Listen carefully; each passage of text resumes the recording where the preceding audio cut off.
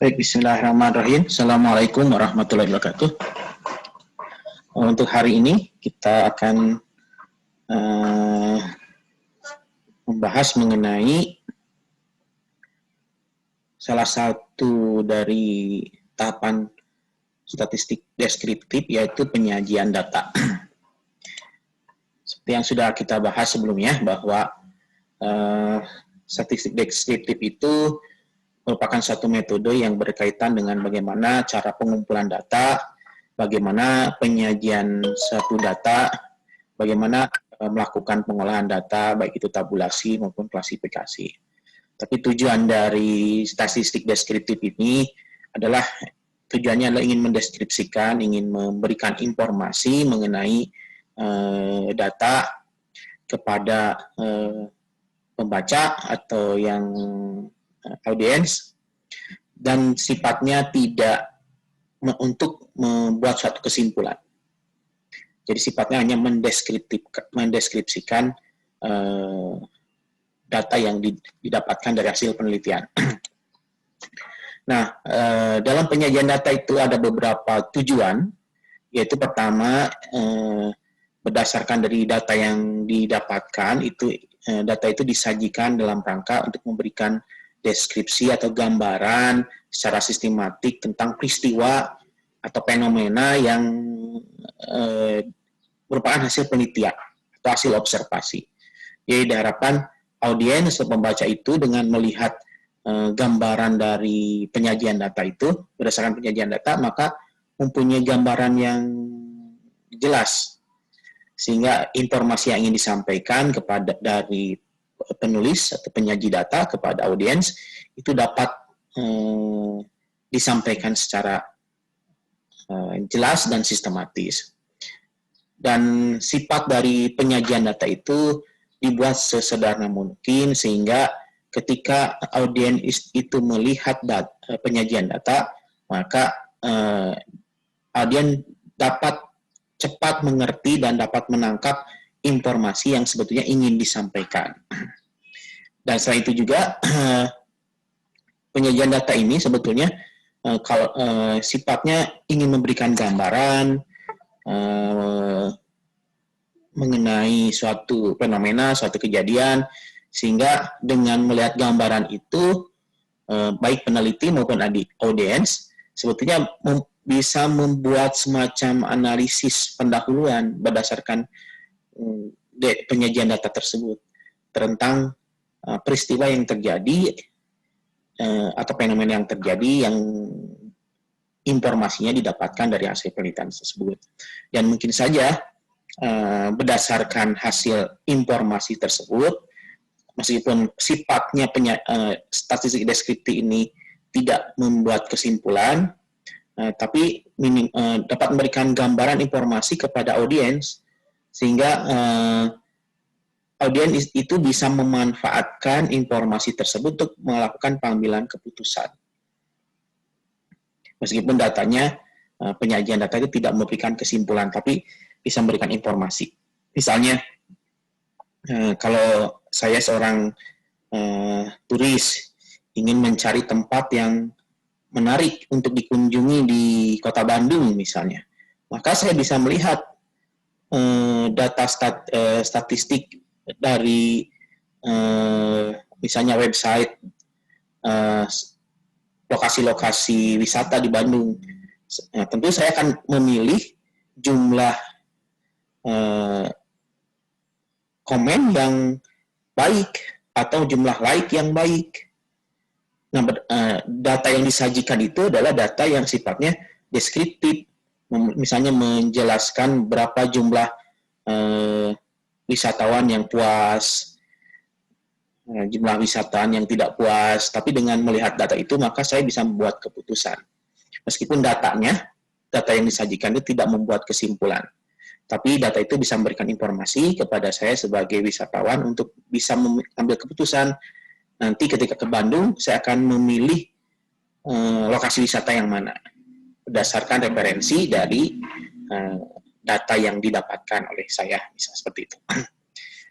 Jadi tujuan penyajian data itu adalah, intinya adalah ingin mencoba menginformasikan dari peneliti kepada audiens atau penyaji data ke audiens, supaya apa yang ingin diinformasikan oleh penyaji data itu tersampaikan dengan baik kepada audiensnya.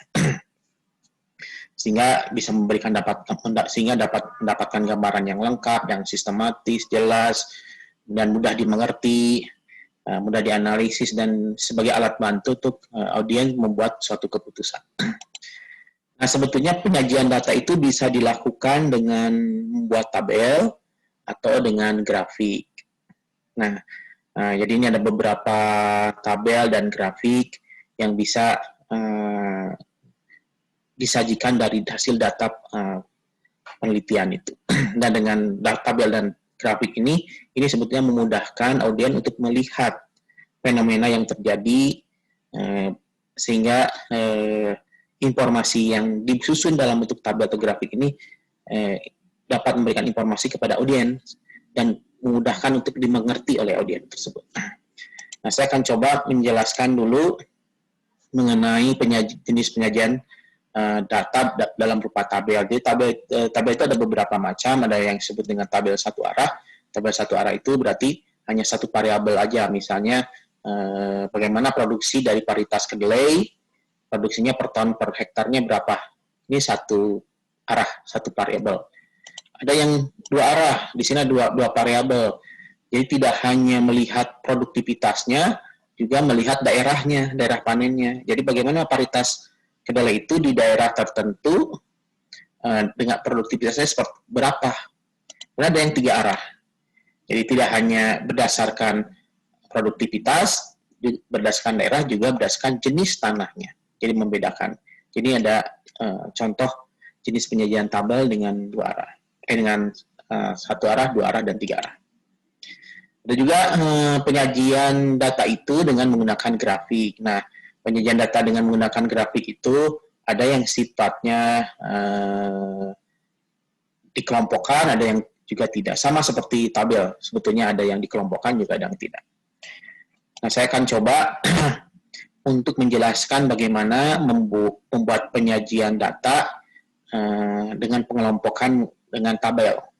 Jadi kalau kenapa dilakukan pengelompokan? Sebetulnya dilakukan pengelompokan ini bisa dikarenakan pertama data yang dihasilkan itu dalam jumlah yang banyak, sehingga kalau tidak dikelompokkan maka penyajian datanya akan agak rumit, dan mungkin informasi yang ingin disampaikan dengan penyajian data tanpa pengelompokan itu akan sulit untuk dipahami. Nah, kalau seandainya dilakukan pengelompokan, maka ada penyederhanaan sehingga mudah dicerna oleh audiens, sehingga informasi yang ingin disampaikan oleh penyaji data kepada audiens itu akan lebih mudah tersampaikan. Nah, sebetulnya kalau kita melakukan pengelompokan, kita bisa melakukan penyajian data berupa tabel dengan menggunakan distribusi frekuensi, atau juga berupa grafik. Nah, grafiknya bisa berupa histogram atau poligon frekuensi. Yang pertama, saya akan menjelaskan bagaimana cara membuat tabel frekuensi.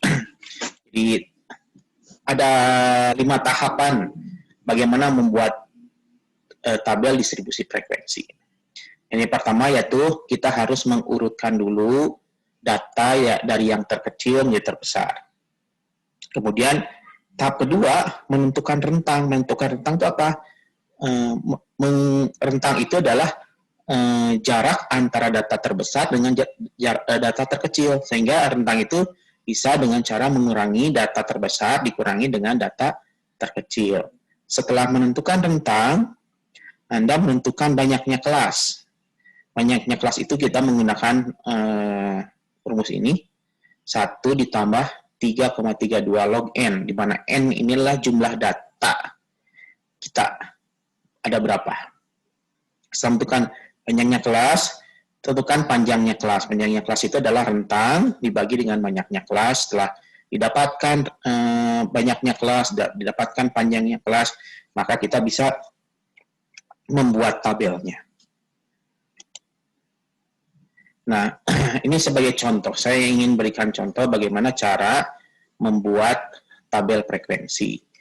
Seperti sudah dijelaskan sebelumnya, langkah pertama itu data diurutkan dari data yang terkecil ke data yang terbesar. Kita sudah urutkan dari usia 20 sampai ke 35, frekuensinya 5 sampai ke 1.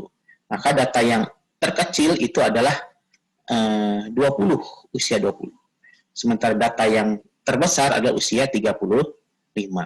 Sehingga rentangnya adalah data terbesar dikurangi data terkecil, rentangnya adalah 15. Langkah ketiga adalah menentukan banyaknya kelas. Sudah dijelaskan bahwa banyaknya kelas itu 1 ditambah 3,322 log N. N-nya ini adalah banyaknya data. Jadi bagaimana cara menentukan banyaknya data? Anda tinggal menjumlahkan semua frekuensi ini, karena usia 20 ada 5 orang, usia 21 ada 6 orang, jadi ada datanya, ada ditotalkan semuanya ada 85 datanya kalau dijumlahkan.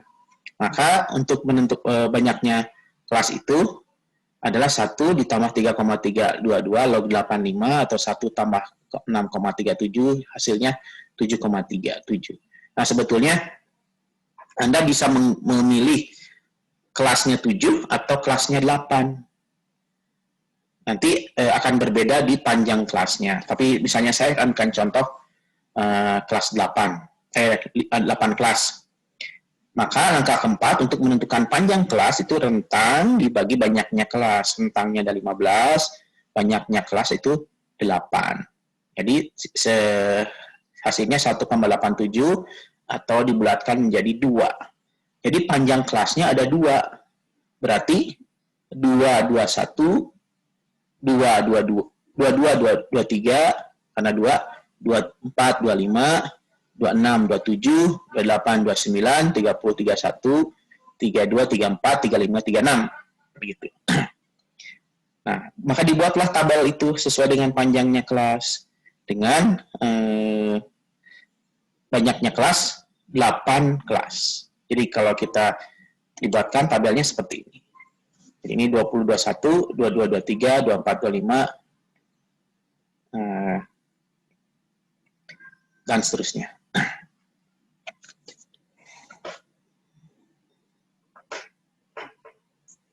Jadi begitulah cara membuat tabel distribusi frekuensi. Dan sebetulnya Anda bisa menggunakan metode ini, cara ini. Ini sebetulnya hanya salah satu cara bagaimana membuat tabel distribusi frekuensi. Untuk mempermudahkan, jika Anda mempunyai data yang banyak, maka metode ini Anda bisa gunakan untuk mempermudah membuat tabel distribusi frekuensi. Tapi kalau pun Anda tidak menggunakan ini, Anda langsung misalnya menentukan sendiri banyaknya kelas, panjangnya kelas berdasarkan judgement Anda sendiri, Anda juga bisa dilakukan. Tapi ini adalah merupakan salah satu metode bagaimana cara mempermudah untuk membuat tabel distribusi frekuensi. Nah, selain jenis tabel distribusi frekuensi itu ada beberapa. Jadi ada tabel distribusi frekuensi, ada tabel distribusi frekuensi relatif, ada tabel frekuensi kumulatif lebih dari, kumulatif kurang dari, frekuensi relatif kumulatif lebih dari, tabel frekuensi relatif kumulatif kurang dari. Nah, tabel frekuensi itu adalah tadi. Jadi, kalau tabel frekuensi, kelasnya, frekuensinya. Nah, kalau frekuensi relatif, maka Anda harus mengubah frekuensi ini menjadi persentase. Persentase itu adalah jumlah dari frekuensi di kelasnya dibagi total keseluruhan. Jadi ini 11/85 totalnya kali 100%. Maka Anda akan menghasilkan tabel distribusi frekuensi. Jadi frekuensinya dibagi dengan jumlah frekuensinya dikali 100, itu tabel frekuensi relatif. Jadi dalam satu satuan persen.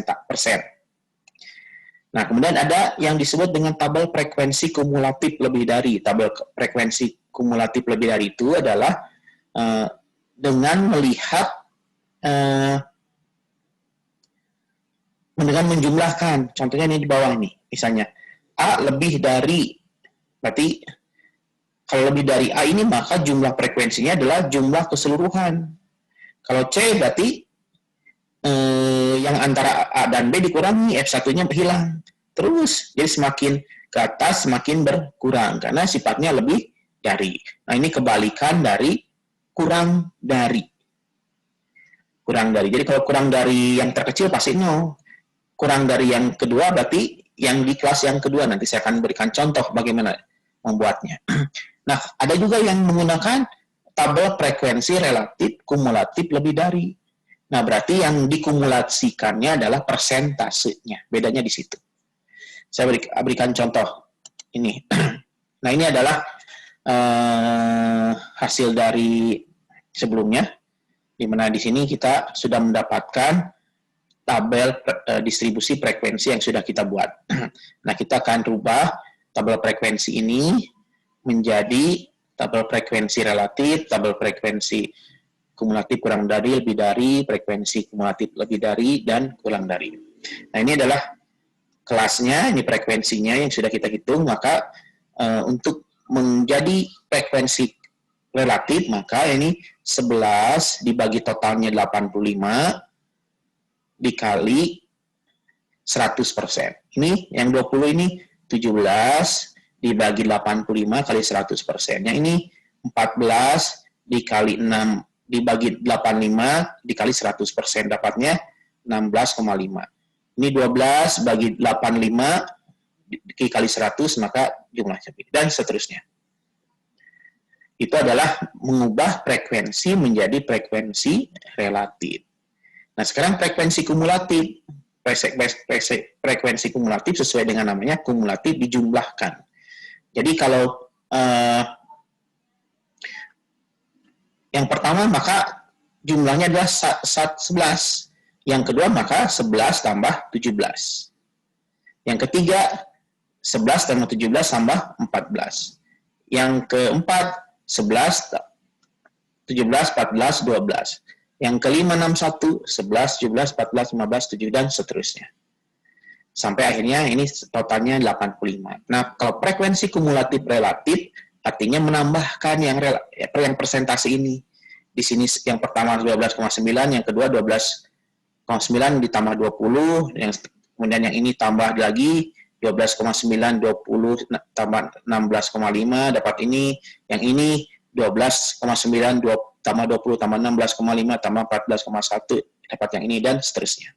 Ini mengubah bagaimana membentuk frekuensi kumulatif relatif. Nah, kemudian ada yang lebih dari. Ini frekuensi kumulatif lebih dari.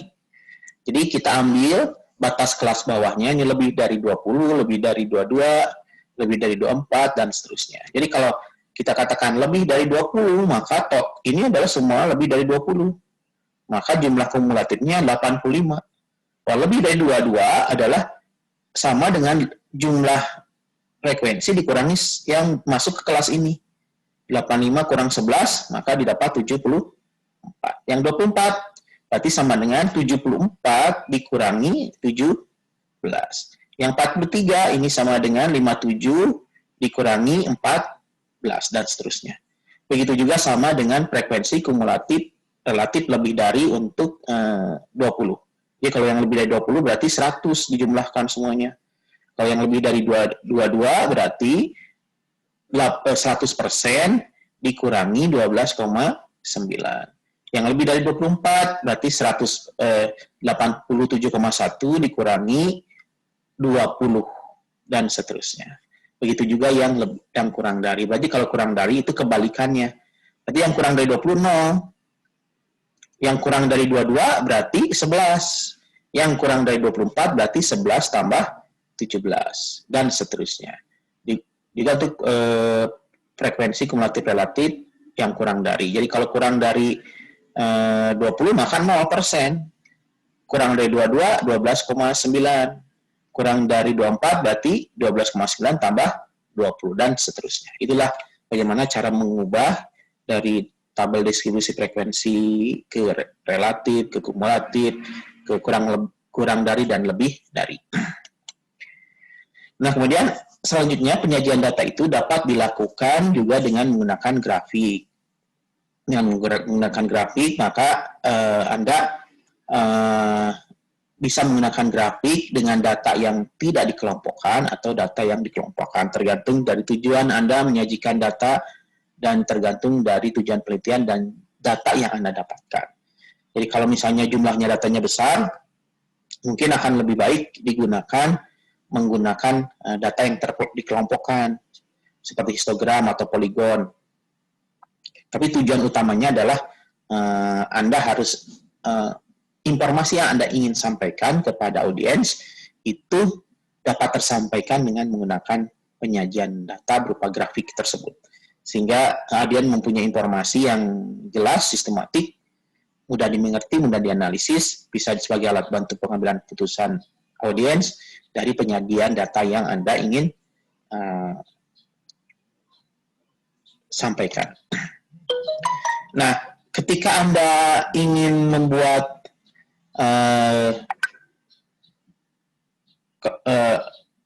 penyajian data dengan menggunakan grafik dan datanya dikelompokkan, jadi ketika Anda sudah membuat tabel seperti ini, Anda ingin membuatkan grafik poligon, maka Anda harus bisa menentukan batas bawah dan batas atas serta titik tengah. Jadi kalau Anda bisa menggunakan titik tengah, jadi seperti ini, tabel ini adalah menggunakan titik tengah kelas. Jadi letaknya titik tengah kelas ini ke atas. Jadi batang ini berada di tengah-tengahnya, berada pada titik tengah itu. Jadi misalnya kalau titik tengah itu ditentukan dengan ujung bawah ditambah ujung atas dibagi 2. Jadi kalau misalnya yang ini, ujung bawah ditambah ujung atas dibagi 2, maka ini 20,5. Jadi kalau Anda membuat grafik dengan menggunakan titik tengah, maka di tengah di sini adalah 20,5 untuk batang pertama. Yang batang kedua 22,5, batang keempat 24,5, batang ketiga 26,5 pada titik tengah ini. Ada juga yang menggunakan buat grafik yang data terkelompokkan itu menggunakan batas bawah dan batas atas. Jadi kalau ini letaknya di tengah batang, kalau ini letaknya di pinggir batang. Di pinggir batang nih. Nah, bagaimana cara menentukan batas bawah dan batas atasnya? Jadi, batas bawah itu adalah ujung bawah dikurangi ketelitian data. Misalnya kalau bilangan bulat, maka dikuranginya 0,5. Kalau bilang 1 desimal, 0,05. Kalau bilangan 2 desimal, 0,05.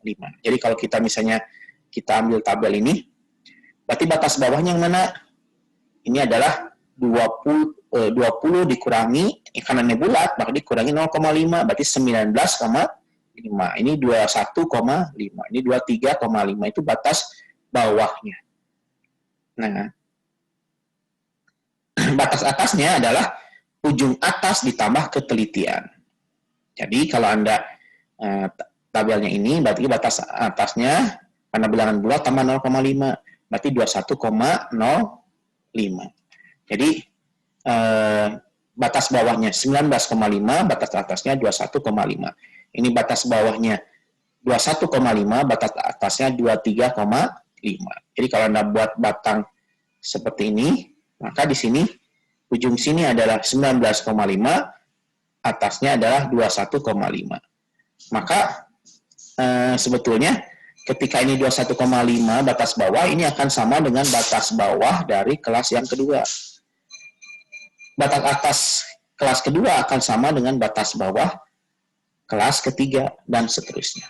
Jadi Anda akan mendapatkan grafik histogram di mana ujung titiknya ini menunjukkan batas bawah dan batas atas. Tapi boleh juga Anda menggunakan titik tengah. Terserah Anda bagaimana Anda ingin membuat penyajian datanya, apakah menggunakan batas bawah dan batas atas atau menggunakan titik tengah. Nah, ini contohnya. Ini adalah menggunakan batas bawah dan batas atas, maka ini batas bawahnya dikurangi 0,5, 39,5. Batas atasnya ditambah 49,5. Ini batas bawah ini 50 dikurangi 0,5 berarti 49,5 dan seterusnya. Jadi Anda bisa membuat histogram dengan menempel satu kelas dengan kelas yang lain, di mana dibatasi oleh batas bawah dan batas atas. Kalau Anda menggunakan titik tengah bisa saja 40 tambah 49 maka didapatkan 89 itu berarti 44,5. Berarti tengah-tengahnya 44,5 di titik ini. Begitu. Anda bisa menggunakan titik tengah, Anda juga bisa menggunakan batas bawah dan batas atas. Demikian untuk penyajian data. Sampai ketemu lagi di materi selanjutnya. Assalamualaikum warahmatullahi wabarakatuh.